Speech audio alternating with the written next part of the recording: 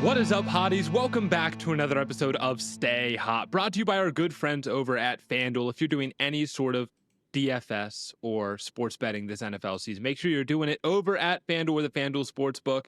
My name is Blaiden Kirk, and I'm joined, as always, by my two favorite co-hosts of all time, Matthew Sponhour and Theo Ash. And we are here to recap Week 5 of the NFL season. We got the Drake Maye Masterclass in Sunday Night Football. Matt was telling us to give it just a little bit longer before we called him the most accurate QB in football. Matt, is now long enough to say? Or I don't know. I think it's a big title is all. He was very accurate tonight though, for sure. He was pinpoint. But how are you guys doing? We'll talk about that game and some others, of course, but I'm chilling. I'm not gonna be a hater tonight like I was last week. I feel better. I'm gonna be a lover. I'm hype about that. I'm glad you're hype about that. What else are you hype about, Matt?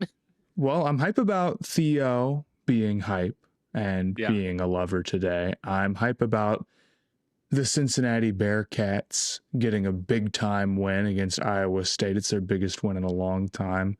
Even though the back of half of that game was like some of the worst football I've ever watched in my life. I mean, there was a drive where Cincinnati probably picked up a first down like 4 times and it got called back for a penalty every single time. Chargers they had like multiple vibes. bombs, like a legal man downfield.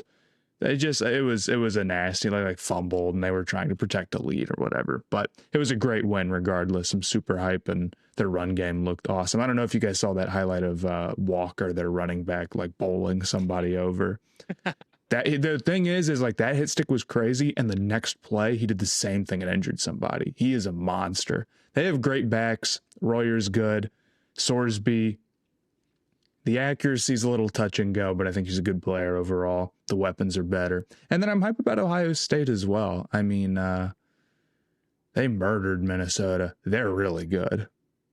They're 5-0. Their defense went into that game letting up 5.5 points a game, and that average went down.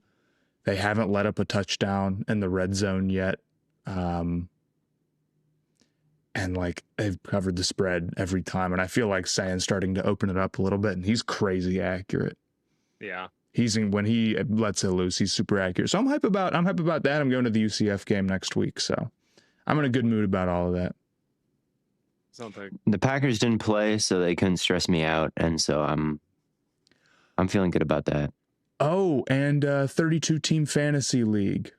Ryan Flournoy.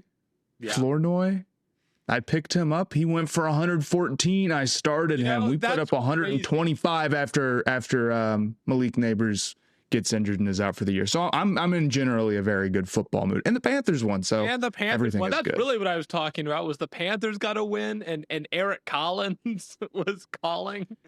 We'll get into. I guess we could start with that game if we don't care about the order, or do we want to go chronological? I mean, I guess does it make a difference to you guys? Order doesn't matter. There's a lot of sort of big things to talk about, and like we could start with the Patriots Bills, because that's the most recent thing that happened. But let's talk about the Panthers, man. They were down to start this game, and they ended up coming back. What was it?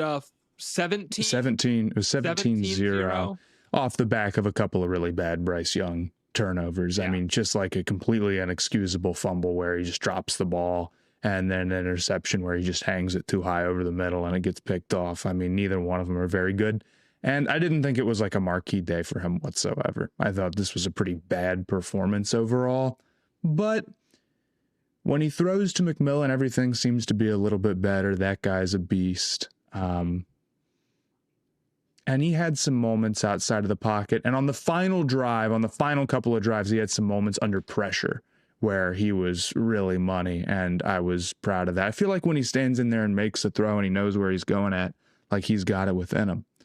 But honestly, my biggest takeaway is just that the Dolphins have, you know, a lot of the problems that we've been talking about and that they've had for a long time. I mean, Rico Dowdle went for 200 yards today, and I believe Devon Achane, who had an unbelievable catch in the end zone, still only averaged 1.6 yards a carry. I think Achane is I think he's one of the 10 best running backs in the NFL, and there's probably not 9 that I can name better than him. To have a run game that anemic and to have, just your overall level of play in the trenches probably be the worst in the league isn't something that you can live with.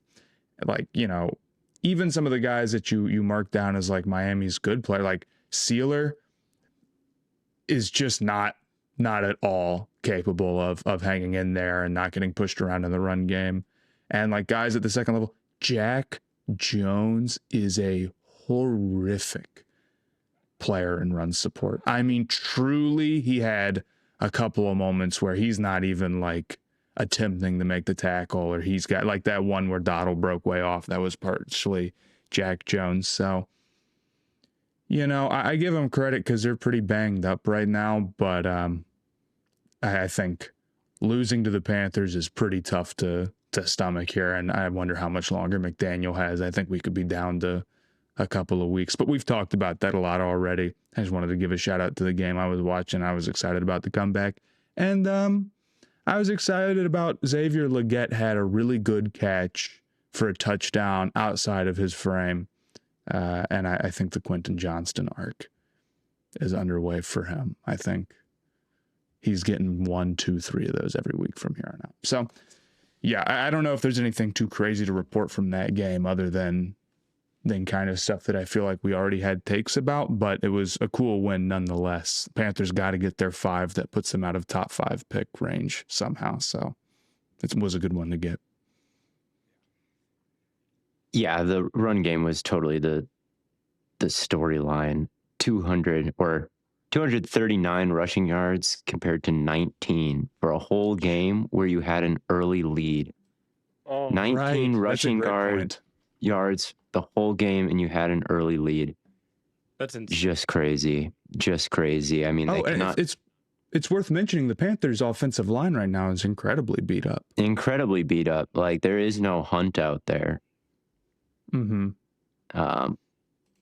I mean, there's no Hubbard, although I think Dottle's a good player, so I guess it's not the end of the world. Who else is out there for that? Per rush to 1.4 is just, it's laughably. It's pretty bad. Damian Lewis isn't out there either. That's the guy I'm thinking of. Yeah, they're super banged up front. So yeah, you're not going to be able to survive in the league as a team doing that type of shit. You just can't. And I think the coaching staff won't, probably, is where we're headed. But do we want to talk about... I was going to ask how long you guys think. I feel like we've talked about this before, so I don't want to get into it again. Sure. But like, they play the Chargers. I don't know if they lose to the Browns. You're right. That's probably it. That's exactly. You're right. We did talk about this. We were like, "There's no way they survive the Browns game." Yeah, I mean, they're already 4. It's already 1-4. It's already pretty bad. But if they lose to the Browns and then they have like, I guess having the Ravens coming up is questionable. But then like the Bills or whatever in the Command, and like they kind of get a stretch of real teams, like they're not going to stick through that.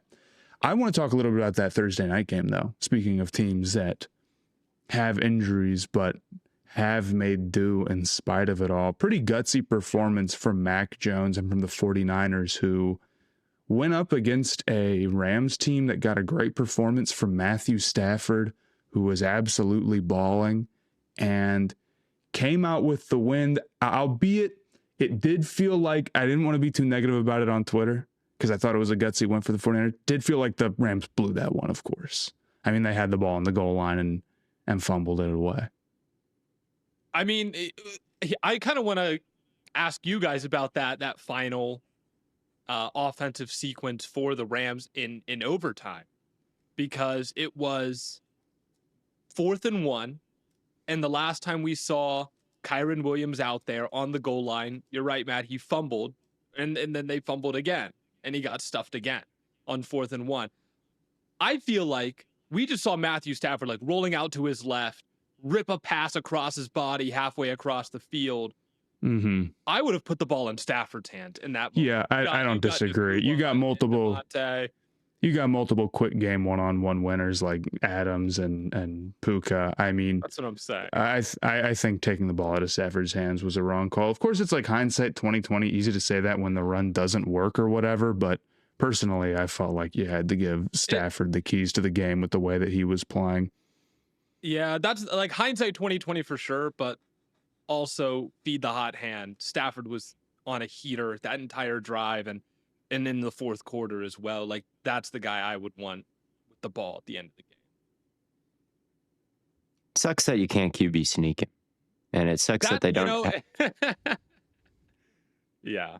They don't have anybody to, like the Packers will do it with Tucker Kraft, or the Steelers did it. Who did they do it with? They did it with like Darnell Washington or something. Mm-hmm. And it's just by far the best 4th-and-1 play that there is. And it is really a detriment that they cannot do that. But they crushed Jared it. And Verse out there, man. Put Jared Verse out there. I think Kyle Shanahan deserves a lot of credit. And I think like going back and looking at this win and thinking about like, what is it about him that always makes him win, no matter what the roster is, no matter what kind of skeleton crew is out there. And I just feel like he's the best route running coach in the league. Like everybody is always so well spaced. Everybody is breaking at such a good time. Like the routes are set up so that there are blockers in front of them, even if it's, you know, a downfield passing play. It almost functions like a run because of the geometry of it all. Like, yeah, there was a 1st and 20 on the opening drive. Kendrick Bourne catches a pass underneath, and like Juszczyk is right in front of him. They haven't quite meshed yet. They haven't like crossed over each other. But Juszczyk is right there to like throw a block. Then Kendrick Bourne just catches and runs. And I feel like Shanahan just has such a great understanding of like how to set those scenarios up and how to get people in the right place at the right time, to where like, hey, Christian McCaffrey's caught it underneath and there's a blocker in front of him. And like thinking about what happens after the catch and how to set that all up and where guys need to be for that to be maximized is kind of mind blowing to me, that it's just orchestrated and fine tuned to that degree. And yeah, as long as you got guys who can like catch it and run, and Juszczyk is out there or somebody's out there, like it doesn't matter who these guys are. Like all you need is a little piece of them and someone who is somewhat nifty with the ball in his hands, like Bourne. And you can get a lot of production out of a Brock Purdy, out of a Mac Jones, out of a Jimmy Garoppolo. Like I thought Jones played a pretty decent game within his own. Jones played a good game for sure. For sure he did. I thought he didn't do anything too far down the field, but he was still layering he had a couple of real throws for sure. He definitely had real throws. Yeah, nothing way down the field, but real throws in that short range. And I don't think there's quarterback controversy. Like I think that Mac Jones has a limited arm, just like Purdy does, and he is not the same kind of scrambler. So I do think that Purdy is better suited to run this offense. But I do think like, man, you paid a lot of money to somebody awfully replaceable. I think it's a fair question to at least think about a little bit. It's like, well, it's not about who's better. It's about who's, is Purdy $50 million better? Yeah, we care an awful lot about contracts in the offseason. Did they get good value? Did they win this deal? Did they lose this deal? And then once the season starts, it's like kind of easy to forget about how the sausage got made. But it's like, oh, I don't know. I don't know if that was worth that. Yeah, it's pretty incredible they pulled this one out, given where they were. I will say, I think that the take on the Rams preseason has not been proven wrong yet. No. That Stafford's great when he's healthy, and he's healthy right now. Their top 2 receivers are great, right? Yeah. McVay is a great play caller and whatnot. Like, I really liked that goal line play they had to Puka, where they just like kind of turned and threw it instantly on that and like hit him. It's like, and the 49ers had some great goal line plays as well, like that rub to get McCaffrey out there after they had motioned McCaffrey out on the goal line before and then not thrown to him. They did a lot of good stuff, but as good as their front 4 is, their back 7 defensively is just not that good at all. And overall, like I think a well-coached team or a good functional offense is just going to be able to rip them apart if they can deal with, the verse and all the pass rush and whatnot. 49ers were able to today, and they threw for 350 yards. Yeah, for sure. There's no piece in their coverage plan that can dictate anything. They have nobody who can follow a top guy around. They have nobody who can cover McCaffrey one-on-one. They just can't really use any strength to cover up any weaknesses, is what it feels like. And they can't tackle, and they're not good one-on-one on the perimeter. Like, there's just nothing about that secondary that is special whatsoever. So, like, it feels like no matter what they call, whether it's a blitz, whether it's cover 3, whether it's cover 4, whatever it is, like, every one of those coverages has a weakness. And the way to overcome those structural weaknesses is like, well, if you have a great closing corner, if you're playing with outside leverage, he can still take away an inside dig, right? Because he has that kind of closing speed. Or, if you play quarters and there's only one guy in the intermediate middle, if that guy is Fred Warner, all of a sudden you still can't throw it there, even though there's not a lot of bodies there. That one body who is really good. Like the Rams just don't have anybody like that. They do on their D line, but not in their secondary, and it killed them versus the 49ers. The fact that just no matter what coverage structure they called, there was just nobody really to make a play. And it was just as simple as glance at McCaffrey, and if McCaffrey is covered, just kind of go to the next underneath read. There was no individual throw that Mac Jones made in this entire game that like swung the outcome.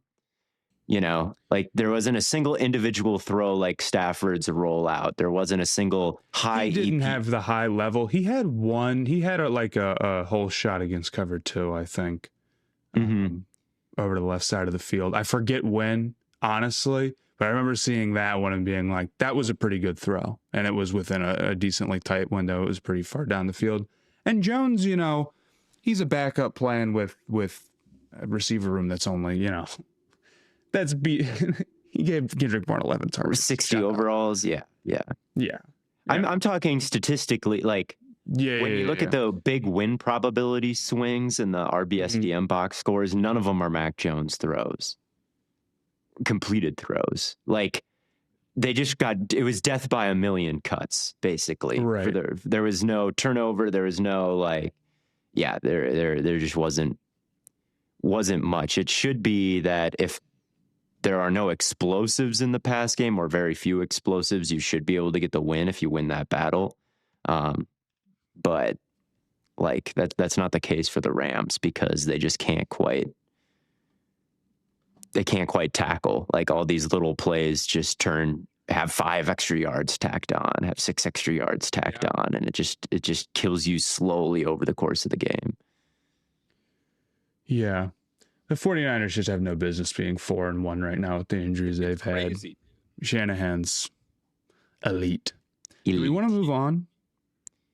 Or do you have something to say, Blaine? I was just it almost feels like Shanahan's like taken the West Coast offense and like evolved it into like something beyond. Like what you were mentioning with the whole, like he's got blockers out after the catch. It's like just taking Bill Walsh's whole thing, and he was a 49ers guy too, and just being like, yeah, let's make it, just turn it up to 11. Yeah, right. The pass game is an extension of the run game, but when you pass it, there's just bigger creases, right? That is kind of the philosophy. Getting heavy with use check and in there, right? 21 personnel, 12, 22, whatever it is. Yeah. Forcing base, hitting the play action, right? And then throwing and still being able to, be really effective in those personnels. Like that's a big Shanahan calling card. Just things are so easy always, all the time with him, it feels like. And it's a great strategy. It's something that is replicated. I mean, the McVay strategy isn't too different. He's not fullback pilled. He's Puka pilled.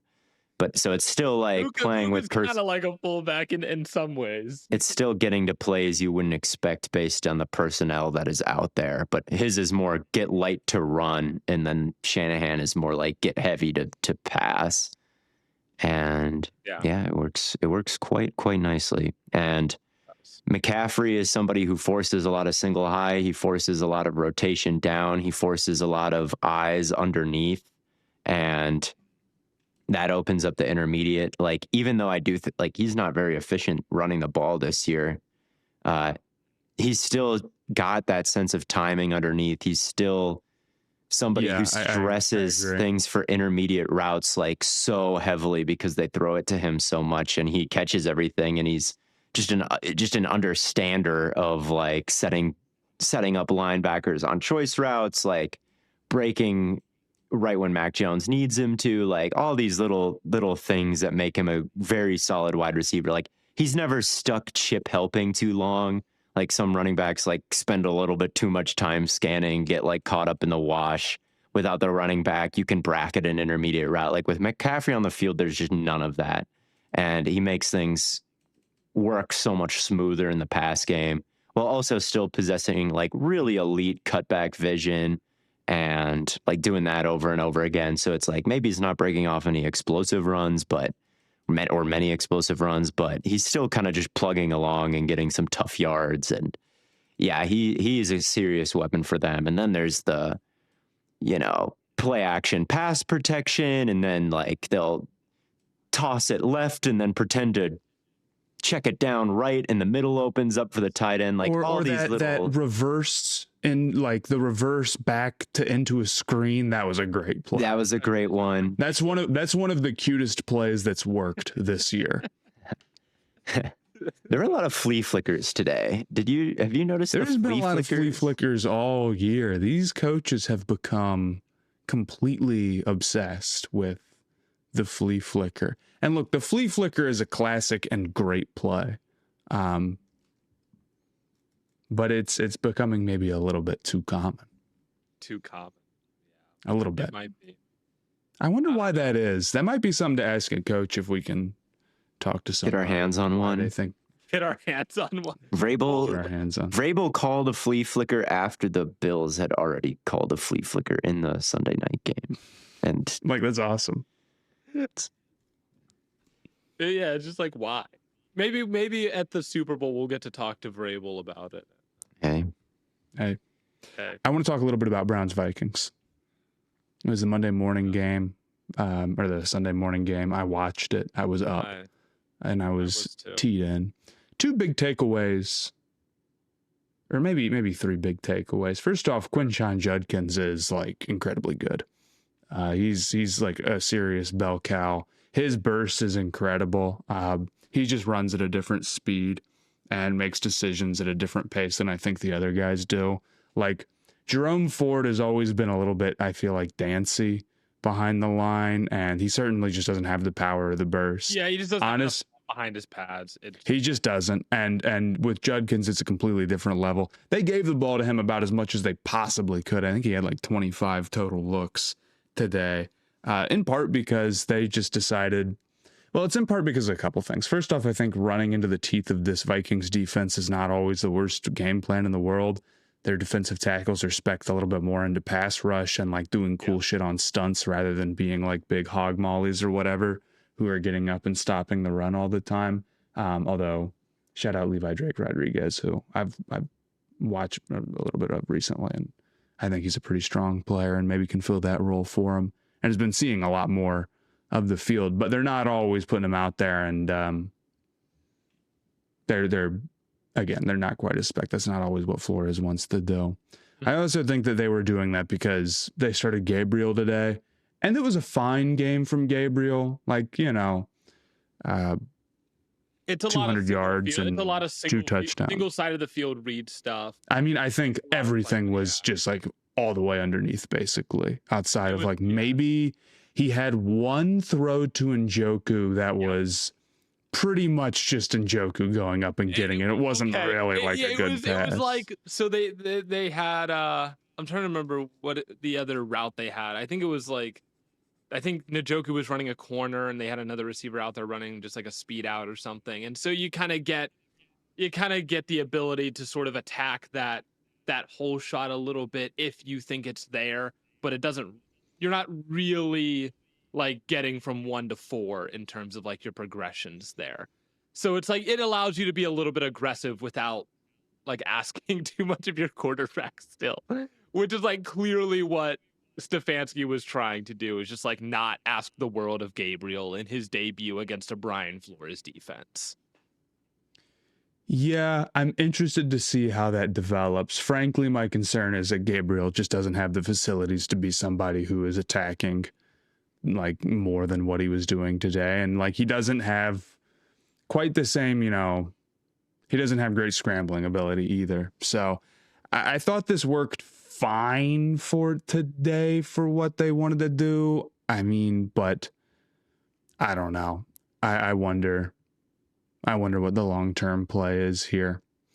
I mean, 5'9.5", so it's kind of tough. I know he's listed. It's tough. Like, I mean, they spent a relatively premium. I guess a 3rd-round pick isn't really that premium when it comes to quarterbacks. That's the equivalent of like a 7th-round pick for a non-quarterback player, truly, and then like a day 3 is basically undrafted. Dak Prescott was like a 3rd or 4th-round pick. Yeah, that was like a 7th-rounder. Who hit? Shout out Dak Prescott, but shout out Dak Prescott. Yeah, I would say I'm more positive on Gabriel than not, but I still just think the Browns offense sucks because like the offensive line stinks. I mean, the guys they got to tackle are just completely useless, and the receivers are. I mean, Judy not being able to secure that like throw low and away to protect him from a defender that could have like absolutely killed him. Like it's just like that can't happen. I kind of don't. I honestly, my opinion on the Browns has started to become that I kind of don't think they're that far away. Like they're one more good offseason away from being relatively competitive. Their defense is pretty good, and they've got like, I don't know, the assets to go make a move for a quarterback. We'll get into it maybe 4 months from now.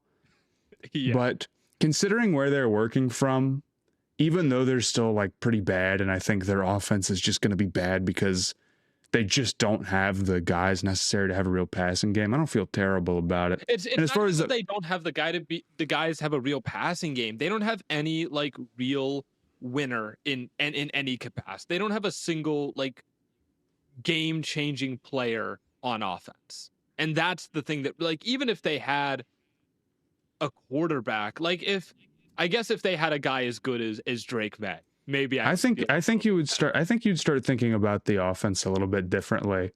I mean, the offensive line is just not good. Sure. The weapons are not good, but Njoku and Fannin and Jerry Jeudy is okay. Like it's not that terrible.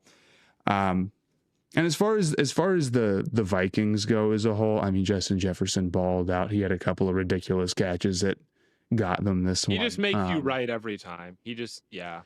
Yeah, there was a few times where I thought the timing of when Wentz was going at him was like a little bit off, like kind of early in a go or whatever, and Jefferson just makes it work incredibly easily. So there's a lot of great wide receiver performances today, but I think he's still my number one. He went out and got this game for them. Yeah, he was incredible. Him and Ryan Wright. Ryan Wright had Ryan Wright and his fantastic punt. Ryan Wright had a punt at the 20-yard line, his own 20, right? Yeah. Punted it. It lands at the 1 of Cleveland. He's a beast. 77-yard punt.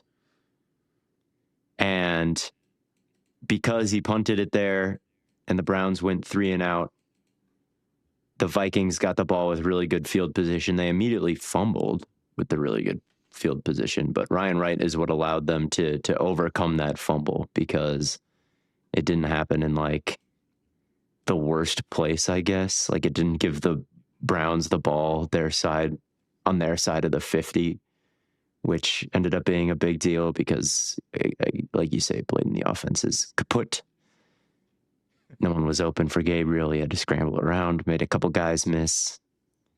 Yeah, it's rough. You got like Bond, who's a very raw receiver, like making that's all of their receivers, dude. And he's a crucial part of like the offense right now. He's like the second receiver when they're in 12 personnel, which is all the time because Fannin and Njoku are always out there. Yeah, and Fannin and Njoku have to be out there all the time because those are your 2 best receivers.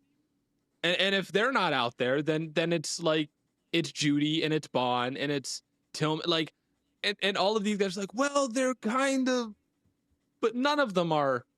Do the Browns have a single top 30 receiver? Not even close, I don't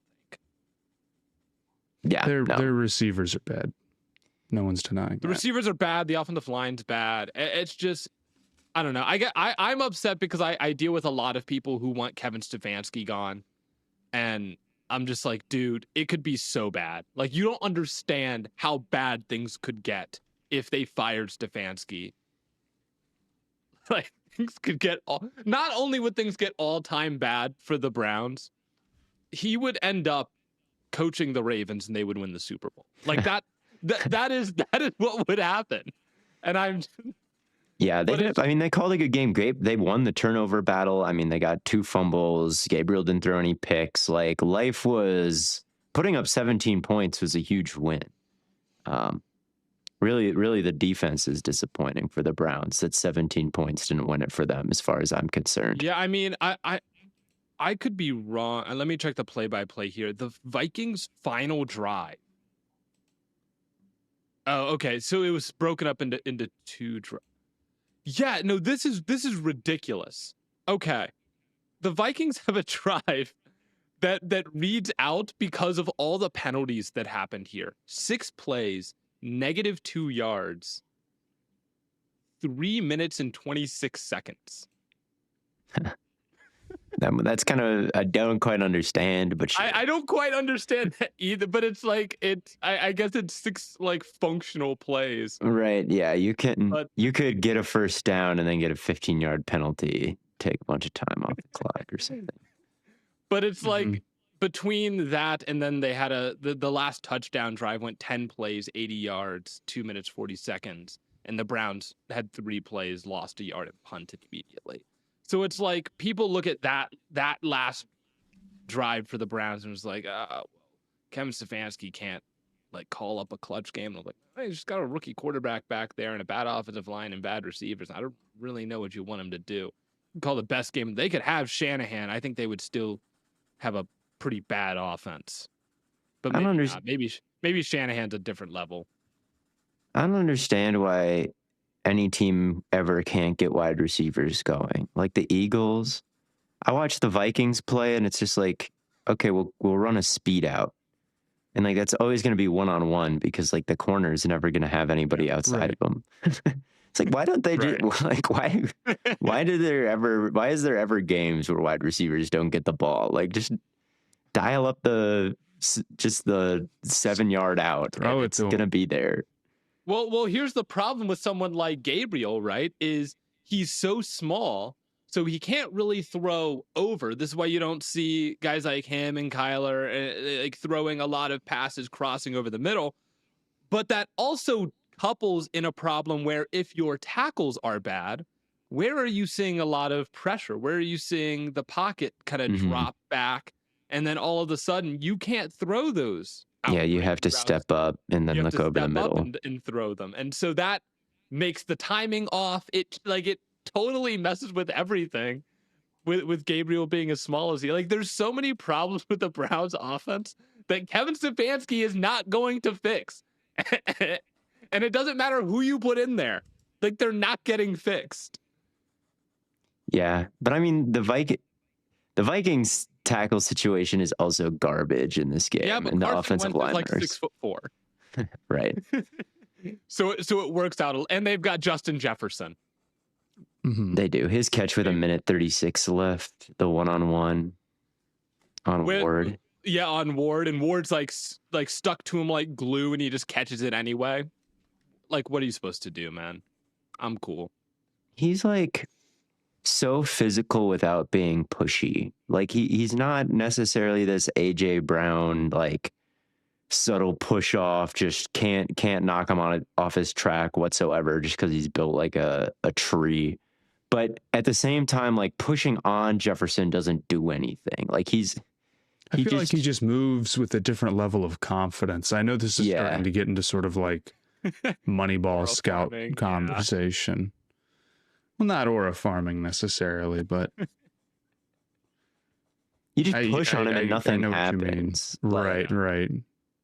And it's like you're not even there to him. It's like, why would I put in the effort to push you? Like, you are not even there. You are, you might as well be in, Canada. He has to even if you're 1 inch away. That throws off his route timing. So, he's just going to run his route. Right. So he is ridiculous. Him catching the ball is just a work of art every time. All the different crafty ways that he goes about doing that. But Browns lost while losing the turnover value. They should be turnover battle. They should be ashamed of themselves.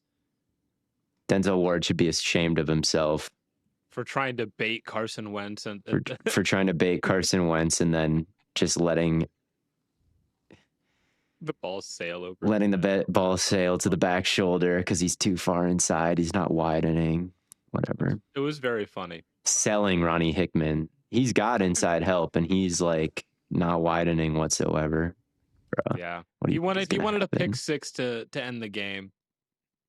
So, what are you gonna do? Keyshawn Judkins is a good player, though. He thought Myles Garrett was gonna save him.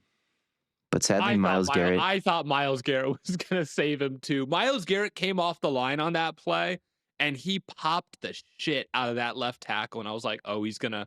And then the left tackle locked in. I don't know what he did, but he reestablished his base. And I was like, oh, dude, he didn't get there. He distributed his weight. His guard friend came over. Once his guard friend came over, the tackle was able to get pressure. But at that point, the ball was already gone. Because it was wide open, because Ward was not in good position. He was baiting. Not in good position. So fuck that guy. Beat the Vikings. Is it that hard? They get fumbled twice. You can't do us a solid. You beat the Packers. You lose. You sell against the Vikings. Completely useless franchise. It's a weird team, dude. It's a weird team. They don't ever do anything that makes sense. Not helpful. So. Do you want to get into Broncos and Eagles? Yeah. This is another game that the Eagles looked in control for a little bit, and then the Broncos kind of locked in and got things going. J.K. Dobbins had a pretty solid game, and Bo Nix wasn't all that bad. So. I guess, again, how much of the blame of this offense not scoring at all in the fourth quarter are we putting on Jalen Hurts? I think with the Eagles, I think a good amount of it goes down to Jalen Hurts, honestly. And I feel like Hurts, whether it's fair or not, just has one throw in his bag, which is just the deep ball. And he throws a pretty deep ball, and he threw many pretty deep balls. But I just don't really think that he has the confidence or the timing at this point to do much else, to throw with a lot of anticipation, to pick apart zones, to throw guys open against leverage, whatever it is. You just can't make a big cut up of any of that nuanced stuff happening. Maybe you could in the past, maybe I should go back and look, and they just hadn't focused on it in a while, and that's why it's gone. They just need more time on task in that area. They're too busy practicing the tush push or whatever. But when it comes to zone coverage, the Eagles are just clueless. They just have no idea how to beat it. They just they run into coverage. They are running low percentage routes downfield. AJ Brown had some routes last week that were just goofy versus zone. He's running these vertical 50-yard downfield, pseudo double moves. It's these aren't real routes that are being dialed up here. These are low percentage. Where is a dig for him? I want to see him catch something over the middle and run. You never see that. And is it because Hurts doesn't have that club in his bag? Is it because he did and he lost it? Is it because that's just not something that they're interested in installing for other reasons. Like, I don't know, but it just kills them so much that they don't seem able to adjust to what they're seeing after a snap.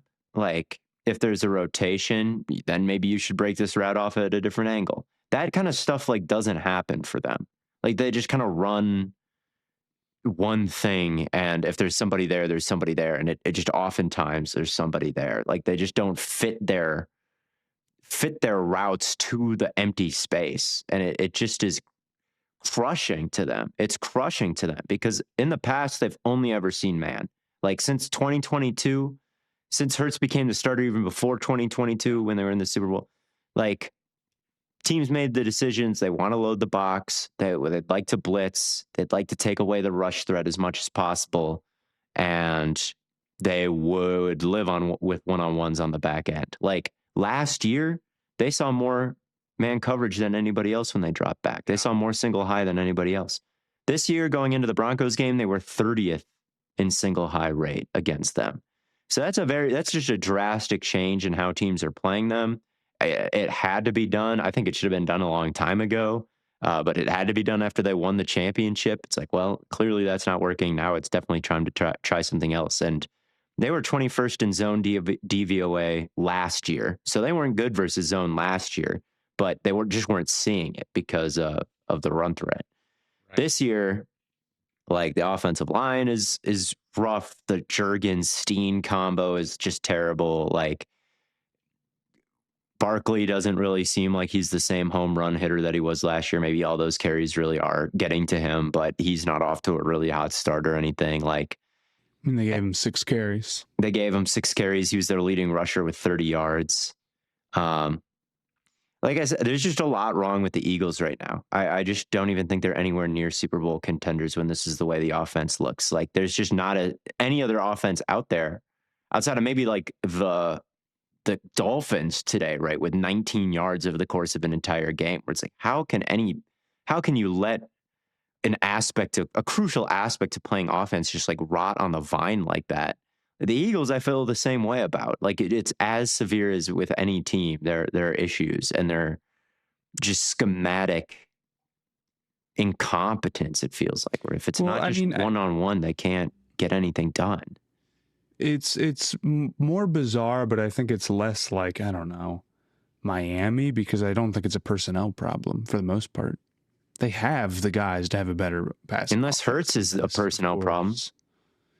Maybe on some level, but Hurts has performed better than this before. He's always been a little bit of hot and cold. There's always been moments where the passing offense is kind of slow, and then there's been moments where, they're doing a good job, and I guess maybe just getting more of the deep ball or whatnot. But you can certainly do better than this. That I know for a fact.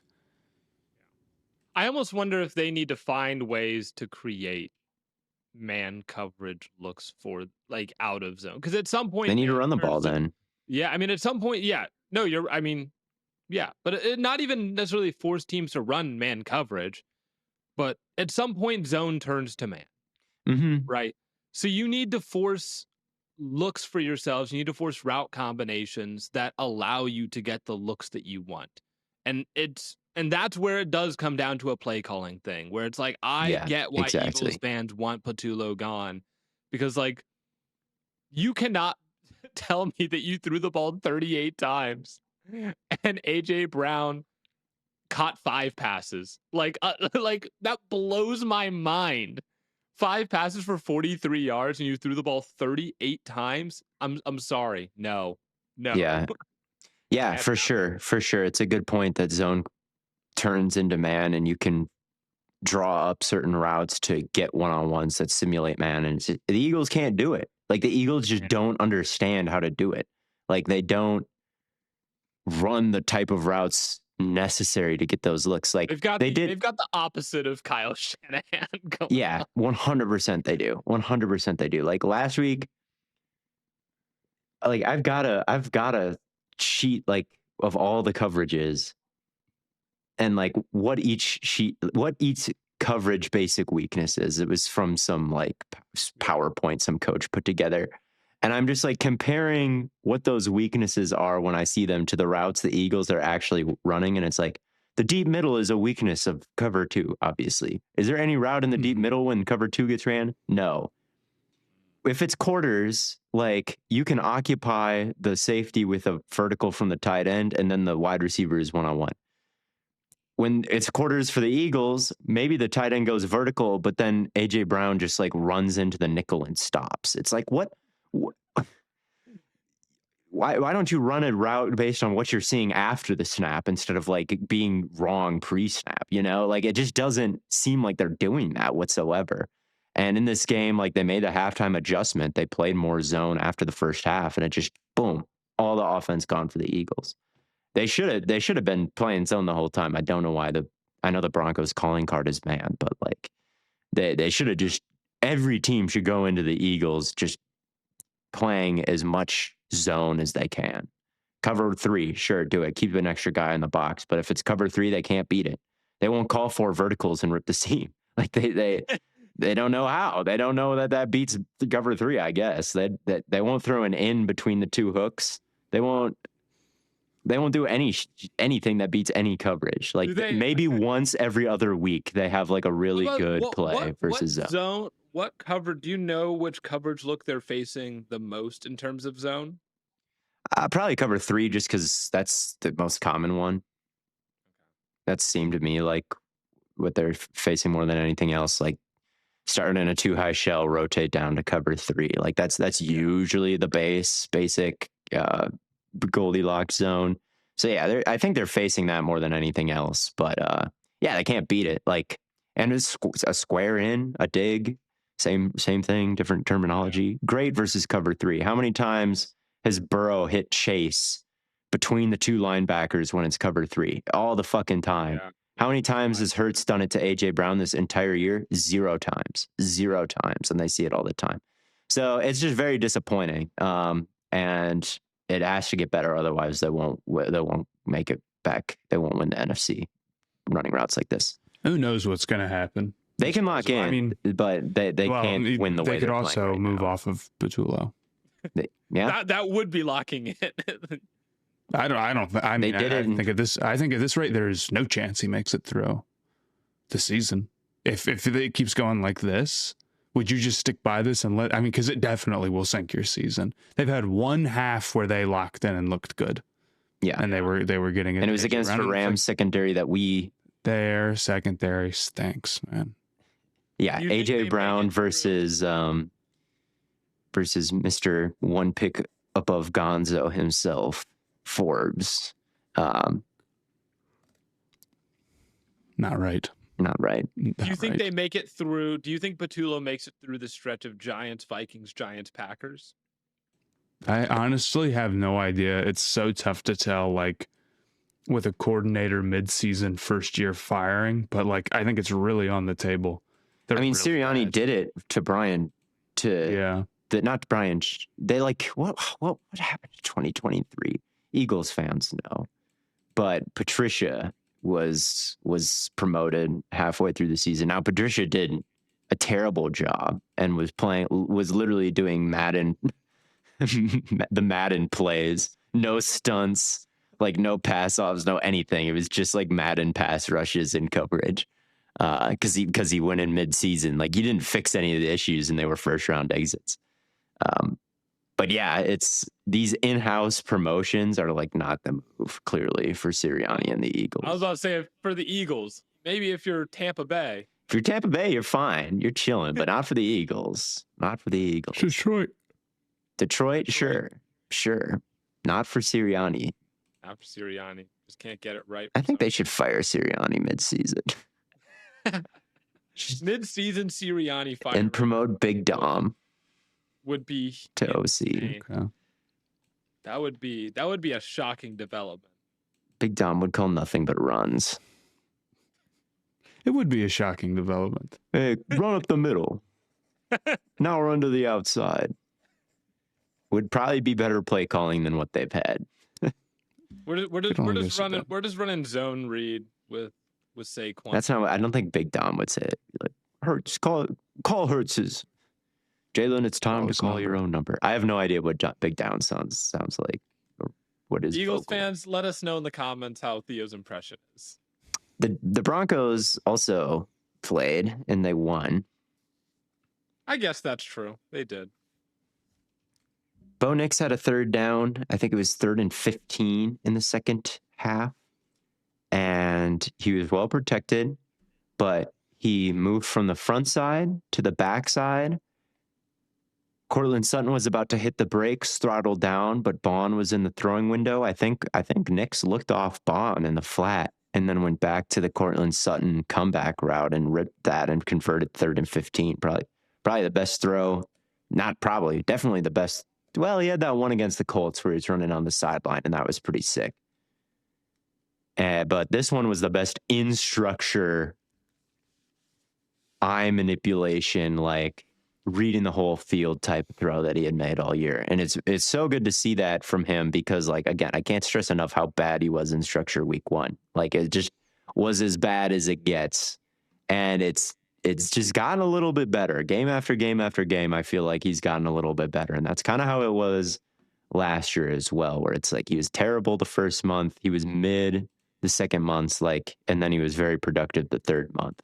And he seems to be improving at about the same rate. I don't know. Like he's improving this year too. It's not just started bad and stayed horrible. It's right. Like started bad and gotten to be mid at this point, and hopefully as the year goes on, it can turn into good or great, and Greenlaw comes back and prevents them from like getting torched in man coverage from a running back every game, because that does happen to them every game. Yeah. So yeah, but they were good. That right side of the offensive line, McGlinchey and Miners, is just like money, and they were really running behind that. Bowles had some fantastic blocks. He had a reach block against a 2 technique that was just like sick in this game. So yeah, they were able to hunker down, run the ball. Knicks made some good plays. Eagles committed a ton of fucking penalties, and they won. Yeah, I didn't catch as much as this, but it's a big time comeback. Shout out J.K. Dobbins. I was wearing his jersey Saturday, so I was playing guitar for some frat at Ohio State for their homecoming. Oh, that wasn't Downs? No, it was Dobbins. Okay. It was Dobbins. Okay. Yeah, okay. My buddy Max was like, "Do you have a jersey for this week?" I was like, "No." I was like, "I don't have any Ohio State." He was like, "I'm bringing you a J.K. Dobbins jersey." I'm like, "Oh, hell yeah. Greatest running back in Ohio State history." Not really, but like, it's my he clears when he was Zeke. playing, he was a goat. He was the goat, dude. He was so sick. So, one more point I want to make about this game, a point I already made, but we will put some numbers to it. Nate Tice on the Football 301 recap show pointed out that there were 10 man dropbacks in the first half for the Broncos, 5 man dropbacks in the second half, 12 zone dropbacks in the first, 18 zone dropbacks in the second. Hurts, 138 yards on 23 zone dropbacks, took 6 sacks, versus man, 142 yards and 2 touchdowns on 14 man dropbacks. So there you go. He shreds man. He stinks versus zone. that is crazy. It'd also be helpful if he would take off a little bit more. I feel like Hurts this year. I feel like in some of these games he's been just sitting and sitting and sitting in the pocket rather than just like taking what's there. I don't know what his sack number is at on the year. I know he took a lot today, but that alone for a team that I still think can run the ball like they didn't run the ball horribly. They just didn't run the ball much today. Like if you're going to be that limited, or if you're just going to want to take shots or stay ahead of the chains, like I think you can just be kind of like a deep ball and you can't get us on a negative. There's a lot you can get with that. Frankly, the Cincinnati Bearcats are good on offense because Sorsby, 5 games in, 1 sack taken. Okay. He's Sorsby. He got that Bo Nix. He's got that Bo Nix. That's exactly it. But you just like when you're dropping back like that, it's like it's It's just too tough to have. I mean, I remember like a couple of games ago, he was just getting demolished. He just sits in there and sits and does nothing. I think in the first half of the Rams games, he takes so long to make decisions. And it's like, I understand. And I think this is kind of true with a lot of quarterbacks where it's like they actively don't want to run because they know they have to build out like the pass game to be a legit offense. They know if their first instinct is just like, I'm going to look at one thing and then run, like that can't survive long term. But then the alternative is that you're just getting blown up and you're still not like actually throwing like more advanced concepts or more difficult throws. So then what do you end up doing? Well, then instead of being like kind of a cheeky, we got the vomit, we're just going to like run it a ton and make you respect that and then build off of that, which I think you can get a lot. You can get pretty far doing that. Yeah. Instead, they just end up being a team that takes a bunch of sacks and that's it. Like I was thinking about UCLA. Did you guys catch any of that game? They upset Penn State. Shout out to them. Like how much of that was just Nico, his last name, I don't know how to pronounce if I'm being the Tennessee guy. How much of his game is just like running immediately if the first read isn't there or running after the first couple of reads? A lot of it. But you know what? Making the defense respect that or just not taking a bunch of horrible negative plays when you can avoid it and living to fight another down or getting big chunks off of that, it can get you far. It really can. Probably farther in college than the NFL. But that was bad to take. Daniels, like first half of his rookie year was like first read there, no run. Scrambling is good, and you should scramble if you can do it. So yeah, I think taking 6 sacks is bad. I'd run for punch. There was a lot of scrambling. Call me Eagles. Sunday Night Football. They threw a lot out of those scramble situations, but yeah, I mean, if we want to transition into that, Drake Maye. Hold on. There's one more suggestion I have for the Eagles. Okay. Yes. What should they do? More flea flickers. That's what they're missing. We're going to create a flea flicker based offense. Okay. That could probably work. Eventually you run it and then they'll never see it coming. Eventually they'll stop expecting real runs and that's where you gash. That's where you get them. I think what I want to see, like steal from Daboll and his opening drives when they've cooked and Jackson Dart is running all over the place. AJ Dillon out there, lead blocking for Hurts, QB draw, like some designed QB run game. I feel like there's not enough of that in their offense Hurts this year. Hurts is fantastic. This is what's so frustrating is that Hurts is such a good runner. He's got speed and power to his game. There's not many guys like that. And it should be, part of what makes this offense so hard to stop. It should be like something that you just don't regularly have to account for. We know how difficult it is, and how frustrating, like nothing is more frustrating than going up against a quarterback like that, who not only makes you take an extra guy to account for it or makes you script your pass rush to account for it, but also like you can't even necessarily just go one-on-one with him because he's so strong. I absolutely think that they got to be using that as much as possible. If they're going to be doing what they're doing in the pass game right now, it's ridiculous. Yeah, another really easy way they got to force the one high shells back. If they can't play against two, they got to force the one high, and they need to be pulling guards. They need to be leveraging Hurts' rushing threat with that.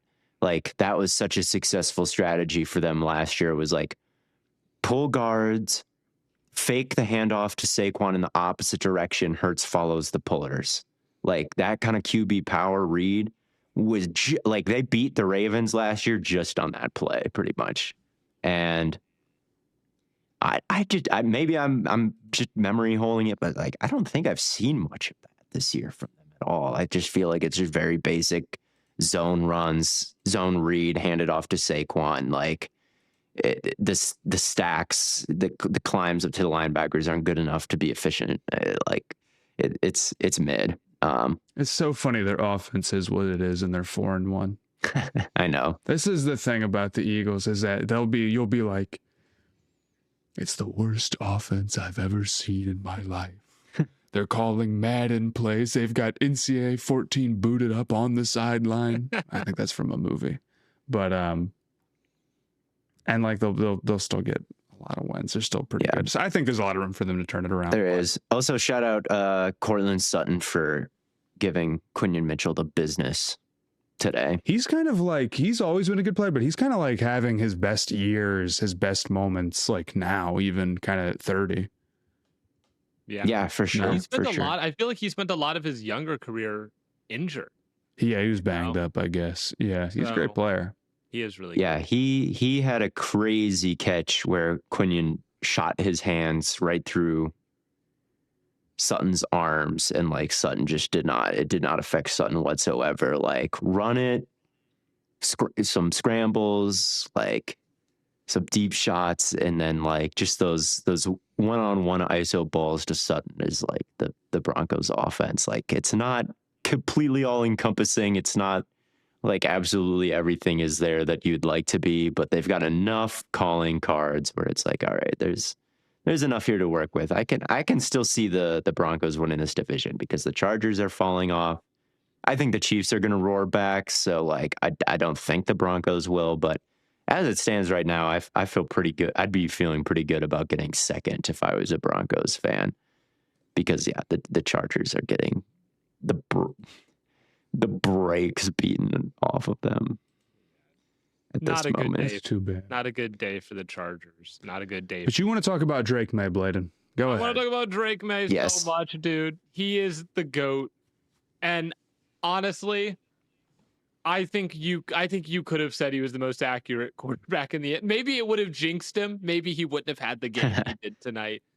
But it's like every single time he gets outside of the pocket, I don't think any quarterback hits sideline throws at the rate that he does. Like there's so many times where he's like on the sideline ripping it sidearm, and a lot of guys in that situation, it's basically throwing the ball away at that point. It's not basically throwing the ball away. It is throwing the ball away. And I totally agree that between the accuracy and the arm strength, a lot of the times you'll watch him and you'll be like, you can't quite see what's going on. You can't quite see it. You can't see at all what's going on downfield. And you're kind of like, this is definitely turning into a he's just going to throw the ball away situation, and that's it, and the play's dead. And then he launches it, and you're like, I don't think that's quite out of bounds. Because quarterbacks like to do the thing where they throw it downfield, but it's like, oh, is that a real throw? And then it gets down there, and it's like, okay, no, they were just like kind of somewhere in between, like truly throwing it away and making a play. Yeah, Maye's rate of like truly throwing balls that not only have a chance but are well placed is super high.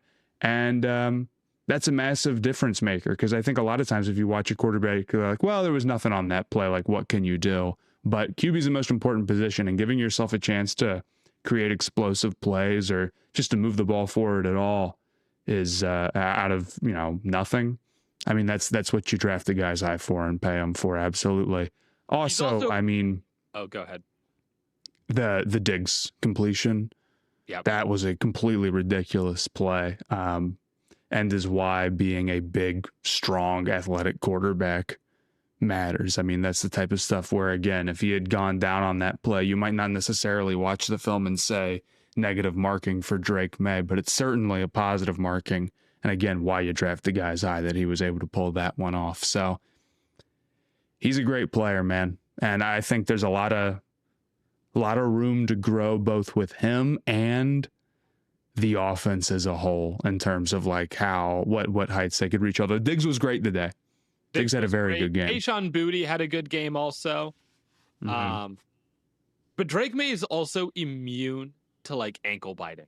I can't count the number of times where he's like trying to scramble outside the pocket, and it doesn't look like he's moving that fast, but like defenders will dive at his ankles to like try and trip him up as he's strong, like, escaping them, and he just sort of leaps out of there. It's like he's just got a high stride. I don't know what it is, but you really have to. I think he's just strong and big. I mean, like, look, I'm not trying to hate on my guy, but you watch like Bryce Young, and you really recognize when the opposite is true, and a guy is incredibly, I mean, like contact balance, really. You think about it only for running backs, but you recognize when a guy is just very easy to bring down. Drake Maye isn't like that at all. I completely agree.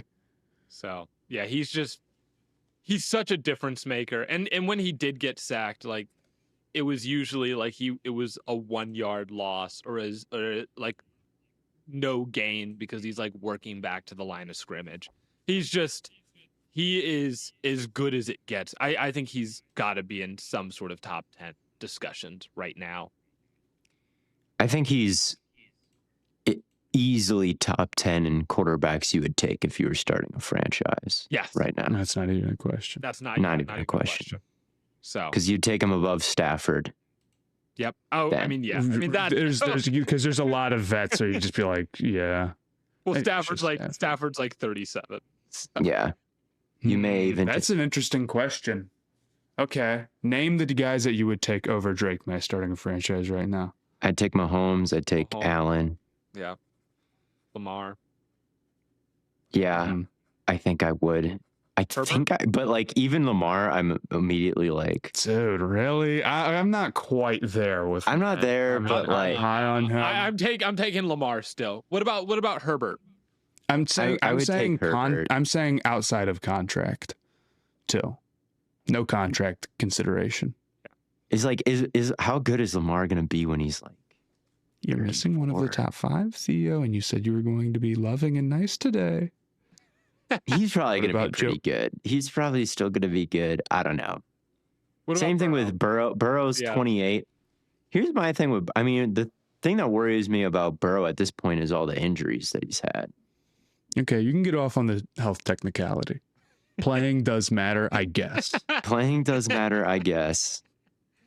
And like I'm always on it. Like Burrow's arm isn't that crazy, but his mind and his quickness is crazy. Yeah. But if he ever like loses the quickness, I don't think he's gonna quite have like some of the same arm talent that Stafford has to kind of fall back on, that he still has at this age when he's not so mobile anymore. Yeah, I don't think he's quite Stafford arm strength. For that's sure. A hell of a bar. But I don't know if Burrow at 28, I could see Burrow being good at 38. Like I don't know. The list is very short. The list is very, very short. I think I'd put Burrow and Herbert on it. I think I'd put Dak. Dak, how old is Dak? He's 32. He's 32. So maybe 42-year-old Dak Prescott. I think I would take Maye above Dak if I was starting a franchise. Okay. Daniels. That one's really tough. That's a tough one. Same class. Daniels, I don't really like. Daniels is good at all the things that Maye is good at, though. And he's also like the fastest quarterback in the NFL right now. Right. Mm-hmm. And he's not going to be that much slower, if at all, in 10 years, probably. I don't know. He might be. He's going to be 35. Really, I just thought about that. I was like, he's going to be 35. Yeah. I think that's a really tough one. Daniels has taken more hits than any other quarterback since he entered the league. That's true. Okay, but what if I told you they're both going to be healthy? Well, that's more likely if you don't take more hits than everybody else. You know? I guess so. But Daniels is also like got the same sort of like accuracy under pressure, accuracy on the move. You can build in the QB run game better with him. Right. Like Maye's pocket presence isn't perfect either at this point. Like Maye can take some bad sacks. Yeah, I'd take Daniels. Weird. It's close. I see the vision on Maye, but I still got to go Daniels. It's weird. Like as good as Maye is at operating, like rolling out and like on the run throwing, he's not good throwing in the pocket sometimes, which is. Yeah, he can deal with some timing issues and has missed some really silly throws this year. I'll go Daniels too, but it's really, really, really close there. And I had such a higher grade on Maye pre-draft. That's like now that he's realizing it, it's like I don't know. Bro, but I really think the big four of Mahomes and Allen and Lamar and Herbert, or the big five with Burrow in there too, are the only ones. Then Daniels, then Maye. Okay. Mm-hmm. And I really think Daniels and Maye have an argument above some of the big five potentially. I don't know if I'm quite there. That's a different level. It is a different level, but I get Theo's point with Burrow of like he does have some injury concerns to some extent, but Herbert could be very Stafford-esque in the way that his arm talent translates 10 years from now. Yeah, I feel a little bit better about Herbert's longevity than Burrow's and Lamar's. But obviously Lamar is the best at avoiding hits of like any quarterback in the NFL. Not this year. Not actually. You're right. He's one of the worst this year. Well, maybe it's the offensive line. Maybe they need to fix that. Their offensive line is the same last year. Well, I think Lamar will probably just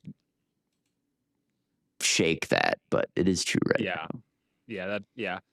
There are a few other guys you could throw. Stroud. Yeah. Love. Mm-hmm. Mm-hmm. I'd think about. I don't know. I'd probably go with Daniels or Maye over them. I think so too. I'd think about Stroud. I think Stroud had a pretty great game today. Yeah, Stroud had a great game today. He's just been a little hot cold, but when he's like, we've seen when he's good, like, he's of that caliber for sure. And he doesn't have the best pocket presence. Him and Maye might be kind of similar. Mm-hmm. I think Maye's a little more physical, but I see what you mean. Yeah. I think I would take. But Stroud broke off that big run. Hit 30 yards today. And he took a hit at the end, too. That was a crazy one. I couldn't believe he kept running on that thing. That was nuts, dude. Where was that at Ohio State? That's what I'm wondering. It was bottled up, bro. It was bottled up. That's actually true. Ryan Day didn't. It was. Ryan Day didn't want him moving like that. It's Mayor Baker. Mayor Baker? Come on, man. I want to get into that game. We haven't really talked about the Patriots-Bills game that much outside of just Drake praising Drake Maye. I mean, he deserves it, man. And I do feel like this is a game where I like there's a lot of games where I look at like the Cardinals game. I'm like, dude, they lost that game. Like that was an embarrassing loss. The fumble at the 1 and then the interception that they fumbled and turned into a touchdown for the Titans. Just like an embarrassing way to lose a football game. But I feel like this was like the Patriots came out and won this one. Drake Maye just dialed it in, completed 20. I mean, him and Josh Allen, they played very identical games, I feel like. And Josh Allen just had the one interception. But I feel like for the most, like they were really going throw for a lot of this one. And things just kind of, it ended with New England having, the last bout there. But I felt like New England just came out and won it. Yeah, they both fumbled a lot. Both quarterbacks had similar efficiency numbers. It was a very sloppy game early on. A lot of penalties.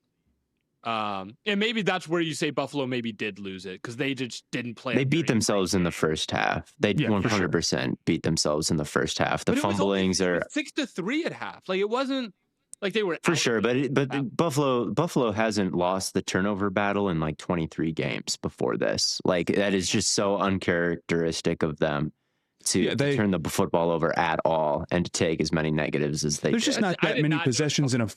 There's not that many possessions in a football game, and you fumbled twice and you threw an interception like in the red zone. That's true. That'll silly interception too. I mean, I don't know what Allen what Allen was doing there. It looked like he wanted Cook. Like he was like, "Oh, I'll just take the easy check down. Like Cook is free money." Then they really drove on that route, and he went back up to the dig. But you can't go high, low, and then back high. You missed your chance at that point. He threw it late. Like it was open if he threw it on time, but he threw it late. And Marcus Jones has that closing speed. Yeah. So just for that alone, I would say it's a rough game for Allen from his standards. I mean, there are a bunch of times where he hung in the pocket and hit the tight end and made a great play. But like by his standards, it was a rough game. I feel like Allen played a fine game. I don't think Allen. He wasn't inaccurate at all, like right or anything, and he ran like he was good, but you can't throw that pick. That was just a silly one. The pick was bad. So. But yeah, Yeah. I don't know. I'm not more concerned for Buffalo than I was before, I guess is my point. I'm just more optimistic for New England, knowing that they can win this type of game in prime time, and Drake Maye looks really good. Like, that's really the big take. I kind of agree with that takeaway. You know, we're kind of getting to the point where you can't have a humongous take about every single game in the season. You know, it's like week 2. It's like really figuring out what people are. But it's like you lose one where you fumble twice and lose the ball. Well, don't do that in the future games. And they probably won't. You could be better. Right, you know? And they probably won't. Right? Cause, the fumble, the Allen fumble to me was just like a total nonsense. Oh. Look, a fumble, almost all fumbles are nonsense. Except for when inherently nonsensical. And then it's like one of the most important plays of the game, and then it's like on the ground, like bouncing around. It's like an oblong oval. It's a silly, you know, there's a reason they say fumbling, bumbling, you know. Yes. But here's something. If it was a sphere, they wouldn't say that. They don't say that. If it's a bouncing, yeah. If it was a sphere and you fumbled, it would just go up and down. It wouldn't. You'd get it back a lot. You probably would. Except a sphere would be harder to run with. And so you might fumble more often. In a lot of sports with the sphere, people cast it away from them on purpose in the form of dribbling because it's so predictable. That's true. Like imagine if you played football with a basketball. Or no, imagine if you played basketball with a football and had to dribble the foot. You couldn't dribble the football. You couldn't. It would go everywhere. That would be madness. That'd be horrible. We should have 1 week where the NBA and NFL switch balls, and we just see how. I think they shouldn't do that. But the Patriots, you know, we're kind of looking at it through the lens of like, it's so wonderful that Drake Maye is so wonderful. I would take him over every quarterback in the NFL going forward. But they're 3-2, and their next stretch of games is Saints, Titans, Browns. They are in an incredibly good position. You figure like Saints and Titans won today. Hold on, put some respect. What are the records? 1-4. Nice. I mean, yeah. Look, nobody is a total. Okay, the Saints, I'll give you Rattler, like he's playing well. The Titans win was complete bullshit. Shout out to Cam Ward for that throw down the sideline when they needed to go down the field. That might be the best throw of his young career so far. That was cash. Okay. I jumped out of my seat. But when the opponent fumbles an interception into the end zone and then fumbles a surefire 75-yard touchdown for a touchback, those are particularly unearned swing plays. Yeah, if the opposing team gives up the ball for no reason at all and drops it instead of scoring a touchdown, that's a pretty big break. So okay, how many times does that have to happen before it like never happens again? That should never happen, right? It's going to happen more and more as us Zoomers enter the league. We're thinking about TikTok and the phone. Sorry, I'm not holding on to the football. We put our aura on the line constantly. So I feel like these last second drops are saying like you're it's 2035. Like, every wide receiver is thinking about Cocomelon at the 10-yard line going forward. It's over. I'm saying if I'm like RB3 or RB4 on the depth chart, I am holding that ball high and tight until I hand it to the ref. It's 2035. It's considered cringe to score a touchdown. You cannot ruin your nonchalant gimmick.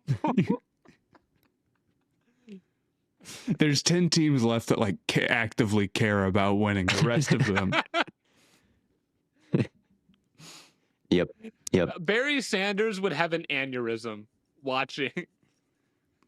today's kids. Watching today's kids run the football.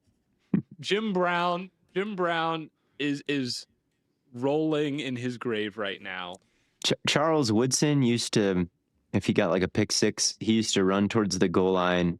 He'd set the ball down in the end zone, and he would never cross the plane, which I think more players should add to their bag, because you still get to do the nonchalant gimmick. I never crossed the goal line, but you get the touchdown. Yeah. You set the ball down. You know, they're doing the opposite where they are crossing the goal line, but the ball is not. The ball is. It's the most nonchalant thing you can do. Take a page if you want to do this. If you want to like skirt the ragged edge of disaster for bonus points, do the Charles Woodson celebration and set the ball down there, or like the Deshaun Jackson where you run on the 1 inch line horizontally. Mm-hmm. Because even if you get tackled and embarrass yourself, you're still just going to QB sneak it in. Like there's other ways to showboat. I don't get like, you're going to showboat. You're a wide receiver. You've got one thing on your mind, and that's just like stunting, I guess. Like being a diva. That's the only thing that you're thinking about. Like, just do it smarter. You can still live that way. But you got to do it smarter. Fall into the end zone, set the ball down, run horizontally on the 1 inch line. I condone all of the. I endorse all of these celebrations, and that's how we solve this problem. Anyway, the Bills and the Eagles both lost. They were the last undefeated teams. Does that feel early? Out of undefeated it teams. feels It's a little early. I don't know. I mean, how often do we have a team make it to 8-0? Here you go. The Chiefs in 2024 made it to 9-0. In 2023, the Eagles and 49ers made it to 5-0. In 2022, the Eagles made it to 8-0. In 2021, the Cardinals made it to 7-0. 2020, the Steelers were 11-0. 11-0, famously. 2019, 8-0 were the 49ers and Patriots. 2018, 8-0. 2017, Chiefs were 5-0. 2016 Vikings were 5-0. 2015 the Panthers were 14-0. 2014, that is the last time it's been that a team didn't get to 5-0. So it's been over a decade. That's crazy. Mm-hmm. And before that, and then it's a long list before you get to 3 again, or most years you don't get to 4 or 3 again. Like the Packers were 13-0 in 2011. The Colts were 14-0 in 2009. Titans 10-0 2008. Patriots 18-0. Obviously, like it is more likely you see someone get to double-digit wins and than no one gets to 5-0. That's crazy to think about. That 72 Dolphins team, they've been holding their breath for most of the season for a lot of these years. And now they get to relax this time. They get to relax. Who was on that? That was Brian Greasy, and who was the Mercury Morris was on that team. And I think this ain't nerd sesh, brother. Yeah. Name every player on the 1972 undefeated Miami. Larry Zonka. Yeah, Larry Zonka. Shout out. Paul Warfield, I think, was playing wide receiver. Well, how many games did they play back then? Was it like 12 and then like it was 14 regular season games, and then so total I think it's 17-0. All right. Earl Morrall played a lot of that season. Greasy broke his ankle week 5. I don't really know much about. Right. What do you mean? Oh, that's right. Like I read a book about this team, and they were like so devastated. They're like, dude, that's our season. It's shot. And then they went on to win the Super Bowl. They were That would be a great like podcast clip if we're talking about like a team from like the 1930s or whatever. Right. Because that was. I've seen Earl Morrall play. Really? I have, because I watched Super Bowl 3. Oh. But they benched him. They benched him for Johnny Unitas. What type of player was Earl Morrall? I don't remember, but I do remember Unitas was a geezer and he was benched and Morrall was starting through the Super Bowl. But then he got benched midway through because Joe Namath was kicking ass. And Unitas came in during the halfway point of Super Bowl 3. I was like, I had no idea this happened. This is like crazy. This is like if Tom Brady like came in halfway through a Super Bowl with a chance to come back, like after being a backup. But Unitas started hooping a little bit. Like he started getting the game close, and but Namath won. But that was a wild. Was that the one where Namath like guaranteed? That was Namath went crazy in that one. Like I understand why Namath is in the Hall of Fame, despite the fact that he has like pretty shitty stats for a Hall of Fame quarterback because he went off in Super Bowl 3. Anyway, that's all you need. If you got one like insane moment in a career, that can be enough to get you. Plus, I feel like every quarterback probably had like shitty stats back then. Like, dude, every quarterback had shitty stats like up until very, very recently, where it's like you get benched. Up until Eli Manning retired. Dude, literally, yes. Where it's like you hear all these people, and like I'm not even saying that they're wrong, but they're like, quarterbacks just aren't developed like they used to. They used to be able to throw across the entire field, every one of them. And as you go look at the stat line, it's like, okay, well, here in 2013, Eli Manning threw 25 picks and 20 touchdowns. Okay, so like 27 just multiple times. Okay, he threw 18 touchdowns and 27 interceptions. Okay, so it's like, and he took 39 sacks. Right.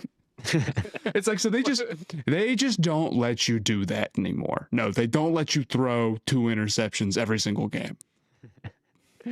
No, Shanahan is weak. No disrespect whatsoever to pick out like an older in career like bad year from Eli, but that is just not.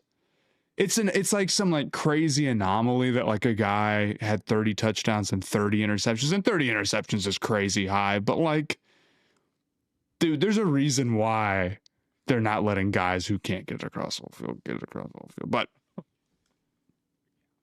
yeah, it's always funny. I find it funny when people talk about it was like, oh, so and so is top 10 in this stat category currently, therefore they should be in the Hall of Fame. And I'm like, well, in 20 years they won't be top 10 in that stat category anymore, big dog. Right. That's because 15. It's because 15 years ago the ball was made out of mud. Like none of these passings. It's a fucking mud ball. We're knocking on the door of the mutant cyborg era. Right. 2013 was mud ball. Yeah. Speaking of goated quarterbacks, should we talk about the duel in Seattle? We have to. This was a ridiculous one. I will say there's just not that many guys who at the NFL level, at the speed of the game is played, can really just run a full offense. This is the truth. Mm-hmm. And like Baker and Darnold are fine. They're good players. They're good players. They're fun to watch. You can seriously win and go out and compete with them. Because I'll tell you what, any given Sunday, 32 teams, probably 10 of them are out there running guys you just can't run a real offense with. Yes. That is the truth. And, I even wonder if maybe we can harp on the negatives. I'm a little disappointed because when Darnold made that final touchdown, I was like, wow, he got out of structure and kind of made it happen a little bit. Like, he's not a total top tier guy, but like he still has some juice. And then he threw the other interception, which was a little bit unlucky, but like was pretty rough and was him kind of panicking a little bit. Yeah, 100%. That's true. Like Baker, those throws to Mbuka are like in the pocket, like posts versus quarters, right? Like understanding that the safety is occupied and you can now like stack this ball on top of them to Mbuka, who 160 yards for Mbuka, by the way. There's no better player on this planet than a low ceiling Ohio State wide receiver. Ohio State wide receivers. This is they must have a low ceiling. Game. If I see a fast, if I see Curtis Samuel, I don't know. If any, well, I'll tell you this right now. First off, Marv had 80 yards today. He had a solid day, and he had a humongous touchdown called back. That was like a sick over double coverage catch. Yes. If you didn't see it, I retweeted it. So he's back. He's ready. This is the second Seahawks game in a row where it's come down to just the Buckeye receivers going back and forth making plays, and it was sick. And I can tell you, I just get the bad feeling that like Carnell Tate's not going to run a good enough 40 time, and well, there's all these other guys, and he's going to go 24th, and then he's going to be awesome immediately or something like that. I do think Carnell Tate's going to be a heck of a player in the NFL. He's great.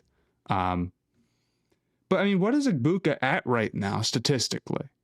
I mean, I know counting stats aren't everything, but he's ridiculous. He's the only player ever with 25 or more receptions, 400 or more receiving yards, and 5 or more touchdowns in his first 5 career games.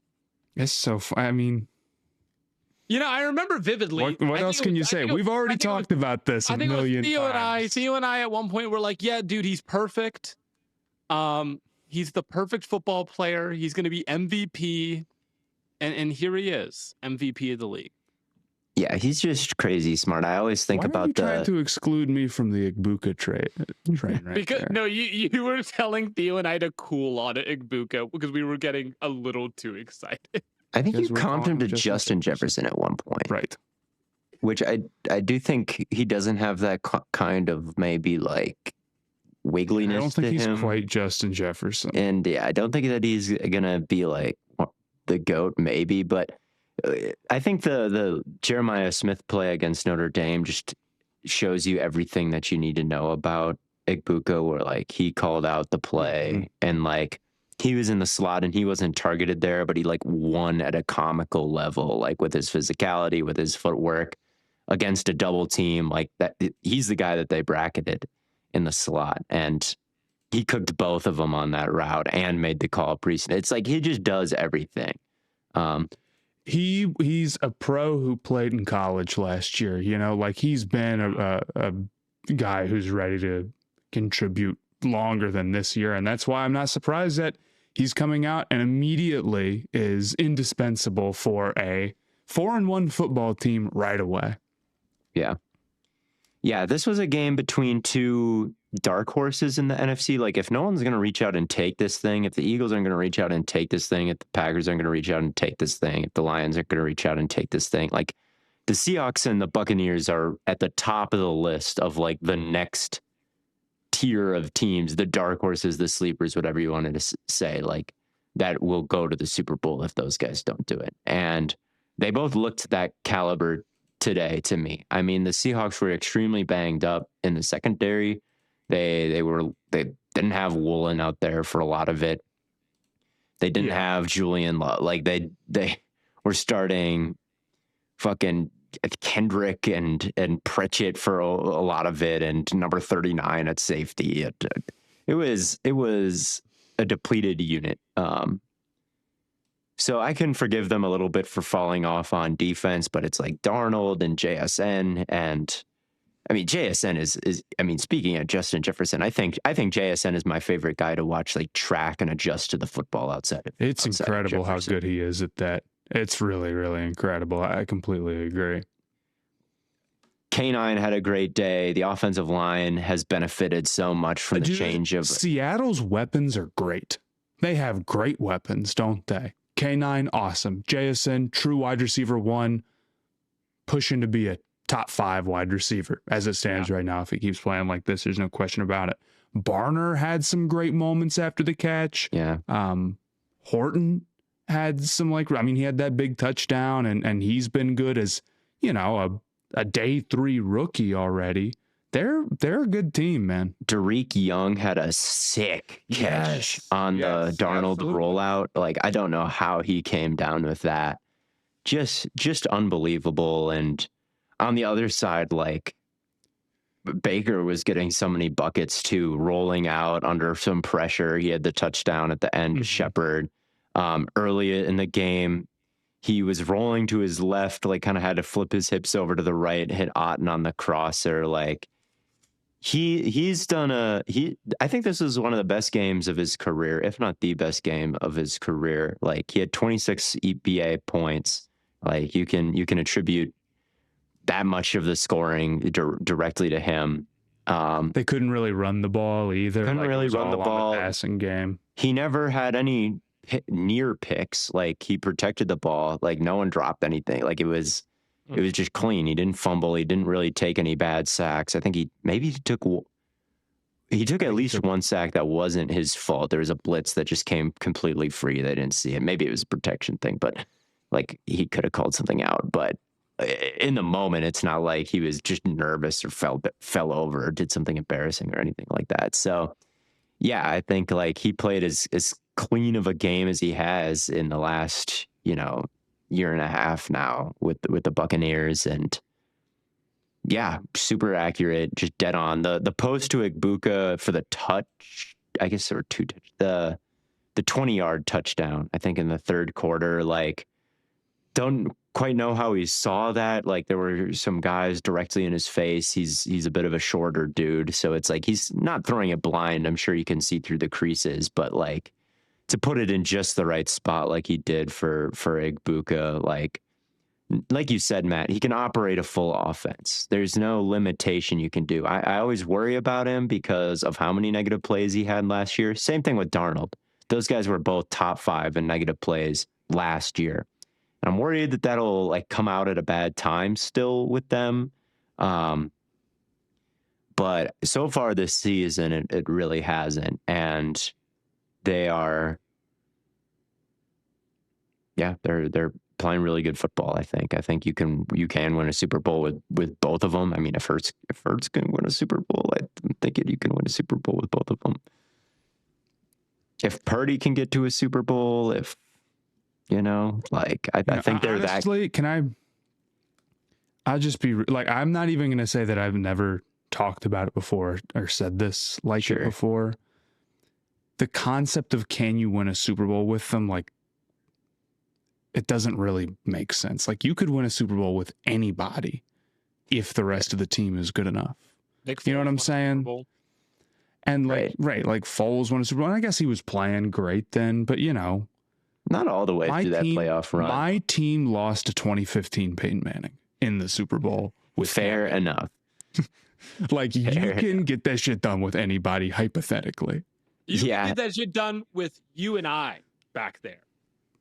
Well, I don't know. You got it. Me, I'm kneeing the ball, and I'm shaking my head at the sideline. But I do 100% stand by our Patreon episode, Blaiden, though. I still think both of them are mid QB island. Dude, oh my God. You tweeted that, and like, people got so mad at you. How dare you call them mid? Hey, they just really want that. They really wanted that $200 million. And you know what? They wanted it. They want to win mid quarterback island. We had Darnold as a winner. It's been a week now, so I'm just gonna say it. But we had Darnold as the winner. So, but maybe Baker snatched his chain. But I saw someone comment that like, I joined the Patreon just to come on this episode and defend Sam Darnold's honor, and was pleasantly surprised that you guys did it for me. There we go. So. Yeah. So yeah, I think they're good. I still think that there might be a secret stinker in store for both of them. I want to see it for a longer period of time. I mean, before I make any top 10 assumptions. I will say this. Top 5. Even the great quarterbacks are not immune to terrible games. Oh, yes. Like, when Allen has and maybe it's been a long time, but like when Allen has a 9 interception stinker, we're always like, it's okay. 9? Yeah, something like that. Something. When he completes 30% of his passes versus Houston last year. Yes. Yeah. Yeah, of course they'll have but when he has his game where he's trolling, I mean, that's completely different, I guess. But you know what I mean. Here's my question about Tampa. How concerned are you that every game they've played in at this point has been a one-score game. And they, in the last 3 games, they have allowed at least 25 points. I mean, I'm a little concerned about that. I don't think their defense quite had the same amount of excuses as the Seahawks unit did. They're still banged up, though. They're still banged up, and there's no Bucky, who might be the most valuable player on the team overall, and they won. Yeah, no Bucky, still no Mike Evans. Right. You know who's getting burned? Serious burn for them? Tez Johnson. 10 points for the 32-person league today. 10 points for the 32-person league, dude. He had a catch and stop. Like, he caught a pass underneath and just stopped, and it was the sickest shit ever. His movement skills are crazy. Yes. I'm not going to victory lap just yet, just because he had 59 yards today. But if he continues to play like any sort of serious role, we're never not drafting a guy for being small. This is the smallest guy we can possibly find. And if he can still make it off of crazy movement skills and just like being a really good route technician from the slot and have a role, we got to bump it up to at least like a better day 3 pick than going in round 7 when people are taking long snappers. He was this year's Bucky. Yeah. Tiny dude, RAS from Oregon. That's true. Drafted by the Buccaneers. He didn't even run a crazy 40 or anything. He's this year's right. Bucky. He ran that terrible. But then it's like you watch him at the Senior Bowl. It's like, and not that one-on-one Senior Bowl clips or everything or like that much, but you're like, well, this guy's he was the best wide receiver at the Senior Bowl. But you're like, oh my God, this guy, right? And I just when the hit rate gets so bad and the mentality of the smart teams are like, we just got to take as many swings as possible. I just don't understand how he didn't go a little bit higher. But yeah, I'm not victory lapping. You know what I am a little bit excited about from the Browns game? Dylan Gabriel is on my 32-team fantasy team. He's on my bench. He put up 20 points. He did. I'm gonna try and package that. I saw some of the trades that you were trying to pull off. I'm trying to pull off some gnarly trades, and you know what? You were trying to get Rashee Rice and Dalton Kincaid for Dylan Gabriel. And they should say yes because do you know who they have at quarterback right now? I'm assuming nobody. Yes, they have Russell Wilson and Jameis Winston. So it's literally nobody. And then the other trade that I'm trying to pull off is Jonathan Taylor and Dylan Gabriel for Romeo Doubs, James Cook, and Marvin Harrison Jr. I think Gabriel is probably not worth quite that much. Yeah, well, they have no quarterback, so we'll see how desperate they are. We'll see. Anything else you guys want to talk about? Debo is one of the most valuable. He's an engine player that we didn't talk about last week. We disrespected that addition in the offseason. Yes, he has been crucial. He has an explosive rushing touchdown for the 49ers this year. He allows them to do some of their like 2-back set stuff from 11 personnel, which gets them better run looks. Cliff has been cooking with him and with motions, getting him into the backfield, involving him at the mesh point to really fuck with defenses. And then outside of all that gadgety kind of bonus stuff, he's just like been a fantastic route runner for them this year. He has been just money on crossers. Like he leans on guys, he gets physical with them and then real snaps it off and then has strong hands and can run after the catch. Like he's been one of the most efficient receivers in the league. This offense remained efficient without Jaden and Terry McLaurin. Like Mariota was able to put up points like in large part just because like Debo continued to play well. He's been more than just a gadget piece. He's been the best weapon in Washington this year. Mm-hmm. And he was a massive part of the win today. And he's a massive part of why they've been a top 10 offense despite all these injuries. Yeah. So that's what I want to say about that Chargers game. I mean, Herbert got obliterated again. But Not yeah, Washington is 8th in offensive EPA right now, and they are 9th in offensive success rate. So, what do you think about the Raiders? I didn't watch that game today, but that is what I'm going to do first thing tomorrow. I didn't watch it. I'm looking at the box score. I'm believing it's possibly completely over. I mean, they lost 40-6, dude. Yeah, the Geno video will be coming out tomorrow for sure. Maybe even tonight, because that is something I did not see today that I would definitely like to see, is like, how washed is this guy? Because clearly the answer is pretty fucking washed. Yeah. See, here's the thing. If I didn't have work in the morning, I would probably want to do the same thing. I remember my takeaway from like the first couple of weeks was he's too damn aggressive. But yeah, and if he's lost any arm, like, and you're too aggressive. I didn't think he had lost any arm. It's just like he's trying to fit into like the tightest windows imaginable, and it's just not there. Like you've got to make a video where you're like, look, I know 9 interceptions in 5 games looks bad.